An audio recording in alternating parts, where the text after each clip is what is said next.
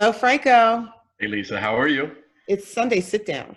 Yes, it is finally. I know probably a lot of people are out there missing our videos, wondering what happened to us, but we've actually been busy making sure that we got those votes out in the final weeks of the primary. So, how are you doing? Ooh, I'm doing great. I mean, I'm very tired. If anybody saw my little post on Instagram of my campaign team, my little two little puppers that I have going on in my house, yeah, I'm very tired.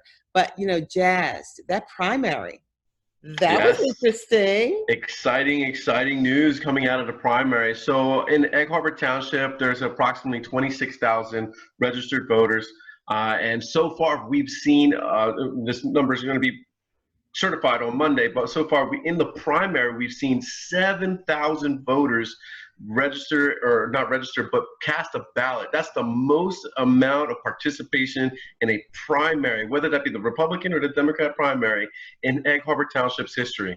And going back, in Democratic circles or Democratic primaries, this is the most amount of Democrats that participated in a Democratic primary where both Lisa and I received 3,800 votes. We've almost matched our 2016 and last year's general election votes of 4,700. So this is a very good, optimistic view going forward. But of course, we know you and we got a lot more work to do to make sure that we get unaffiliated voters out there in the general election. Absolutely. That it was very encouraging to see Democrats countywide, statewide come out in such numbers.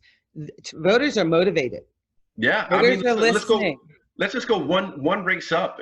Thelma Witherspoon, who's currently in a race Very impressive. for the third ward in Atlantic County's freeholder race. She received 5,000 votes compared to her Republican primary challenger, who was Andrew Parker, who received only 3,000 primary votes. This is great news for Democrats. Democrats are very eager and ready to vote. We wish there was more. There's approximately 9,000 registered voters in the Democrats here in Egg Harbor Township. We want all 9,000 to vote. But there's 11,000 unaffiliated voters that we need to vote on a Democratic ticket, or at least in our column, come November 30th.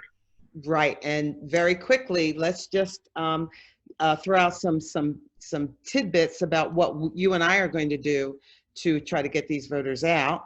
Beside the fact that we're talking to you right now, we'll be coming back to you very, very shortly with an in-person event that we don't want to give you the information just this moment, but please be listening and watching out for that on Facebook. We'll be boosting an event later in August, actually. Yeah, I mean, if you want to make sure you stay in touch with us and make sure you want to know when our next event is going to happen, go right to our website. At the bottom of our website, I'm specifically asking you to subscribe to our newsletter every month or every, twice a month. We're sending out newsletters to ask you, for whatever help that you can give or to invite you into an event that we and Lisa are going to be having. So yes, make sure you go to that website and subscribe today. we'll be talking about that in detail very soon. All right, so let's get down to business because we got stuff to talk about, don't we? Let's get the COVID thing out of the way because we've got to let people know where we are and let people know that it's not it's not all doom and gloom, but we've got to stay vigilant, right? Right. Yeah. So right now, as we speak, the positive cases in Egg Harbor Township is 388 with 172 recoveries. Thank God for those recoveries, but Absolutely. unfortunately, there are 22 deaths, and as of recently, we've only seen three, if I'm not mistaken. Only 3 new cases Oh, three new cases. in the most recent weekly total. So And that that's is wonderful news, and of no new deaths in that time period either. that's So great. we're doing great, and we're doing great because we're doing the right thing.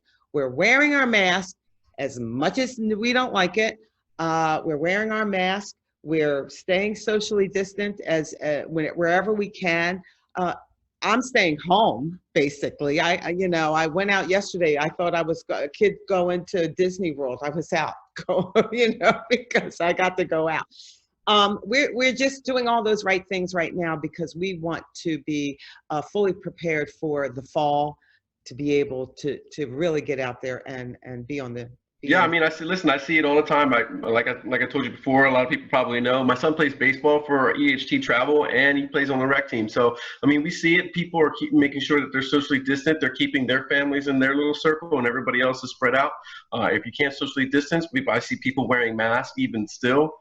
So, I mean, I praise be the people that are doing the work out there to make sure that we lessen the severity of this contagion. So, Absolutely. kudos to you Absolutely. guys. Yes. Yes. So we're going to keep encouraging you to do that. You and I were just talking about an interesting development having to do with the census. You know, we've been telling people, did you fill out your census? Did you send it did you fill out the form online? Did you send your census back? Because it's so important for representation that everybody be counted. Interestingly enough, President Trump has decided that an entire section of our population, which does affect us quite a bit in this area, the Latino population, should of which be. I'm a community I am well versed in. There you go. He wants to just wipe you off the map. You don't exist. That's extremely unfair. And you know, the biggest thing is that, you know, when an executive order like that comes out, where's the local policymakers on something like that? Because you know, if the president plans on wiping somebody like me, a citizen, naturalized, born here, you know, Puerto Rican, born in South Jersey, and you plan on wiping me off your census numbers, where am I? A man who you were in service to the country. I mean, you know, come on. And we're talking about he's expecting to wipe off anywhere between 16.5 to 29.5 million people. And right now in Egg Harbor Township, we represent 13% of the population. Are you planning on wiping out 10% of all Americans who happen to be Latino in Egg Harbor Township, and then refuse them the representation that they need in order to live? And here's the thing. What people, I mean, obviously, we aren't all Latino. So you're like, well, yeah, that's too bad, but it doesn't have anything to do with me. Oh, yes, it does. Yeah, because state dollars are affected by federal dollars, and if there's an underrepresentation by the census, that means that's less federal money that's coming to fund Egg Harbor Township schools, to make sure that ACUA gets the subsidies it needs to pick up your recycling, God forbid there's another pandemic like we have now, and there's federal funds that need to be disseminated to the local and municipal governments. We're not getting that because we just counted off 10% of people that have a Spanish last name. Exactly. And coming from the school system, I can tell you when we were mandated to grow the community and accept all these new, build these new houses, and all these new families came in, and all these kids came into the school system before the funding did. Well before the funding did. It made a huge difference to what we were able to do for those kids that lived here prior to that. So it affects us all. Yeah, and listen, we're opening up full day kindergarten. Without those federal funds, we wouldn't be doing full day kindergarten for probably another 5 years. Right. So yeah, so we're gonna give everybody a little action plan at the end of this video of calls they need to make and who they need to contact about this stuff. So let's go on though, because I know you wanted to talk about some of the legislation that is being talked about or not being talked about in the state Senate, unfortunately, the U.S. Senate, to help business owners and workers who have lost their incomes. Right. So you know me, I'm all about the budget in the township. And one of the biggest things that affect the township is the amount of funding that we're looking at getting. So we've spent approximately, we've upped our budget to an additional $4 million, which is almost 25% of our budget due to the COVID crisis. And we may be able to partake in something called the SMART Act, which was been introduced by Bill Cassidy, Republican, and Bob Menendez, Democrat of New Jersey, right? Mm-hmm. So this bill specifically gives access to capital or grants for local, municipal, county, and state governments to get access to almost $700 billion worth of aid. And that's aid that we could be using to make sure that we're not laying off the sanitation workers, the road department, teachers, police officers, making sure that our fire departments are still well funded so they can come into your aid in an event of an emergency. Our EMTs, which are finally paid in the township, making sure that they have the funding needed. There's a lot of things that are affected by federal legislation here on the local level, and the SMART Act is one of those. Now, the SMART Act, obviously, it was introduced by those two, but we need people to reach out to the senators. Reach out to Bob Menendez, make sure that you continue that pledge of support, and make sure we get Cory Booker to continue his pledge of support. That's right. And most importantly, Jeff Van Drew, because once it comes out of the Senate, it has to go to the House, and it has to go for reconciliation between the two houses. And making sure Jeff Van Drew is on board with something like that, because he's our direct representative for here in Egg Harbor Township, making sure that he supports something like that to make sure that we get those federal dollars. That's right. In Egg Harbor Township, so that we don't have to lay people off. Directly pointing to the legislation for legislation in New Jersey that will help New Jersey businesses that have lost income. And then of course there's the HEROES. The HEROES Act. So the HEROES, the new HEROES Act, or CARES Act 4.5, whatever we want to call it these days. Right. It's going to be the opportunity to continue unemployment benefits through I think it's September, maybe October, at the same rate of 600 additional federal dollars being given to you. But right now the House is in the Senate where they're talking about reducing that aid to $100 so that you can go back to work. Well, here's the problem. If there's an employer interested in making sure that you're providing to their company, they're going to make sure that they find a compensation that's right for you, right? The free hand of the market. So if they can't beat that price, then guess what? You're not going to get people. Yeah. It's not my problem. That's your problem. Right. But people are hurting. They're losing money. There's no available employment, and the employment that is available does not pay enough. We're talking about jobs that are starting out at $7.25. We're not even getting to $10 yet. We're talking $7.25. Working at ShopRite, FedEx, UPS, so on and so forth. So, you know what, Mitch McConnell, he needs to bring this to a vote, and let's vote it up and down, 600 or 100. We would love to be able to we want to get Mitch McConnell to move off his, you know what. So recently too, we saw that Sweeney, Senator Sweeney in the New Jersey legislature has put forth his own legislation to address the restaurant owners and bar owners and caterers who thought they were going to be able to have in-person dining until Governor Murphy said, nope, I mean, listen, ready for that yet. They bought their supplies. We're ready to open up. What was it, the day before he declared that we weren't ready to open? And bam, they were shut down again. So he's bringing forth legislation in the amount of $30 million, right? Through the EDA, which is the, what is that? The Economic Development Authority. The Economic Development. And those funds will go through from the CARES Act. So it's not coming out of your pocket, folks. It is coming from the CARES Act, but that is also legislation that we want to support. Yeah, it's definitely legislation that we need to support. You know, it's unfortunate that we have a number of states that are spiking. Is basically as one doctor from the CDC,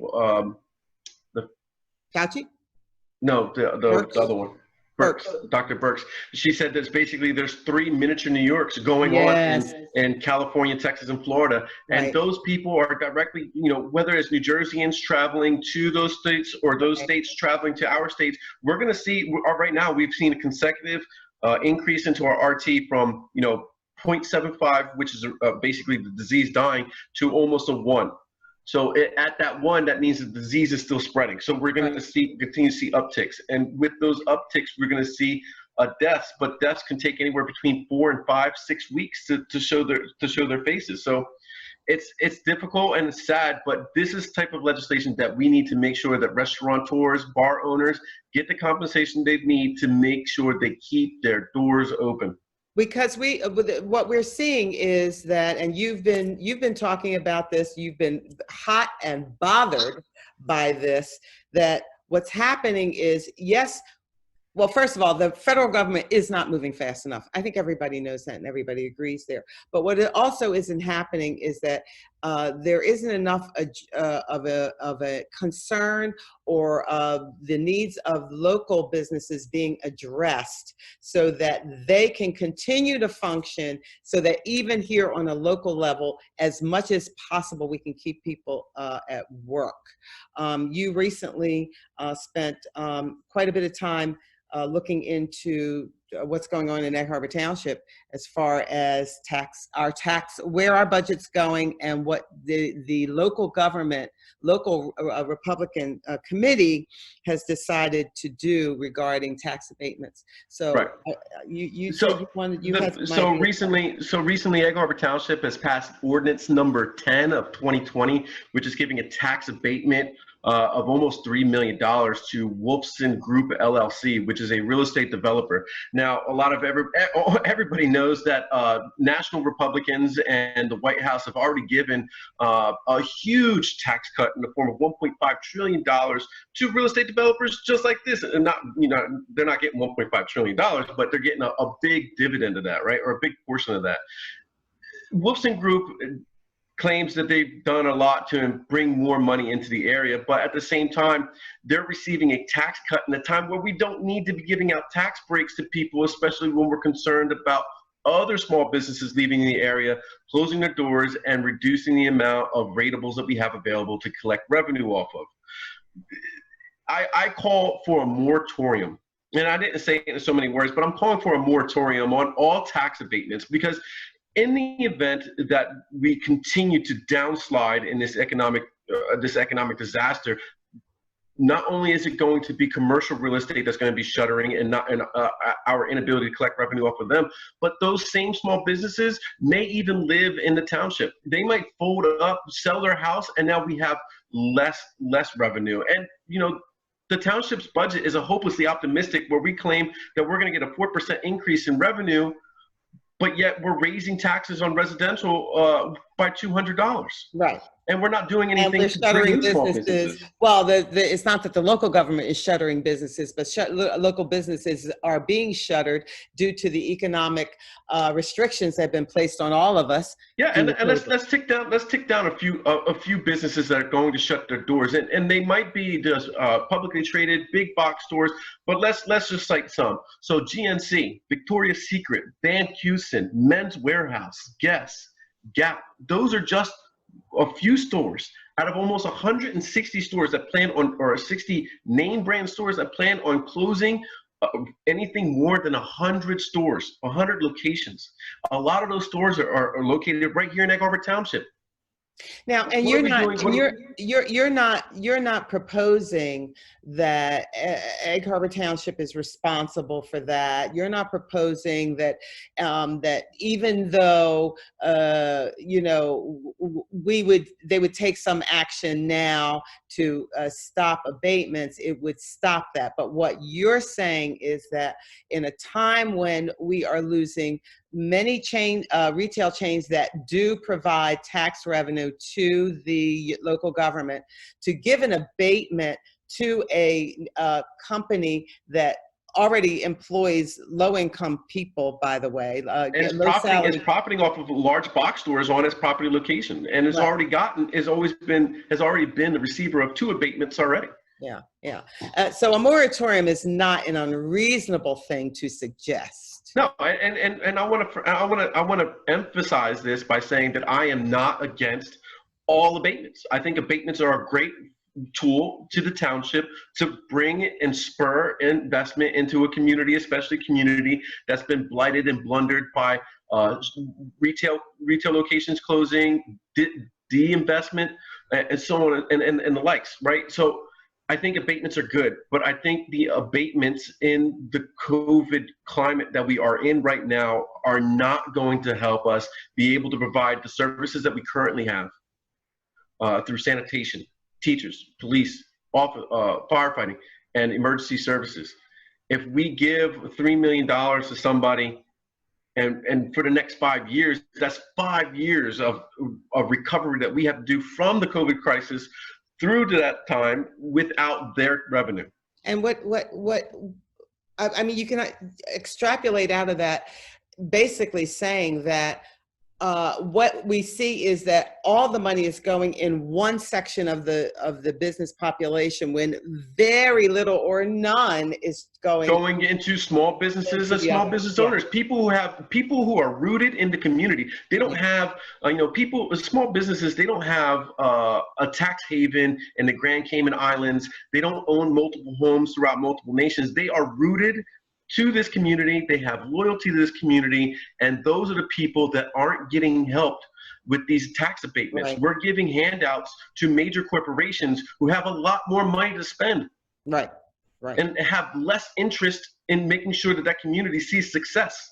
So when we say that, when people look at their local government and see that their local government has done the same thing over and over and over and over again, you might be time that you want to consider looking at a new cast of characters and getting some ideas that aren't the same old ideas out of the same old people. Yes, ma'am. And I can name two people off the top of my head who are ready to take on that leadership role if you just vote for them in November's third election. Okay, we need to wrap. So Yes. we've got an action plan. We want people to call the congressional phone line at 800-224-3121. You put in your zip code 08234, and it's going to lead you to, it's going to say press 1 for Senator Menendez, press 2 for Senator Booker, Jeff Van Drew. So you can get everybody from this phone number, and we need you to support the HEROES Act, right? The SMART Act. The SMART bill. Yep. And also to complain about the possibility of wiping off a full segment of our population from the 2020 census just because they happen to be Hispanic. Yeah.